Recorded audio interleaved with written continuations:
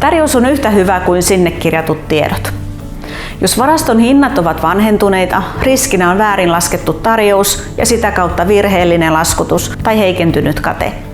EasyPro tuo avuksesi LVIS:n rajapinnan, joka varmistaa, että yrityksellä on tukkureiden päivitetyt ja ajantasaiset hinnat. Tähän kuuluu Onninen, Dahl, Ahlsell, Rexel ja Sonepar. Toimittajarekisteriin voidaan tarpeen mukaan ajaa muidenkin toimittajien hinnastoja. Tässä videossa näytämme, miten varmistat ajantasaiset hinnat jo tarjousta laatiessa ja säästät samalla aikaa ja rahaa. Ollaan tarjouslaskennassa. Ajatellaan vaikka, että olet eilen aloittanut laskemaan tarjousta asiakkaalle ja lisännyt sille materiaalia ja tarvikkeita. Tulet aamulla töihin ja jatkat kesken jääneen tarjouksen laskemista. Näet huomiovärin tuoterivillä, joka kertoo hinnan olevan alle varastoarvon.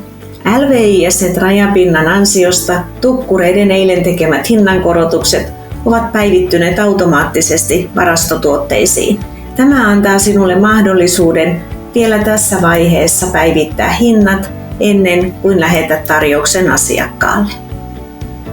Tarjouslaskennassa voit lähettää järjestelmästä tarjouskyselyitä eri toimittajille.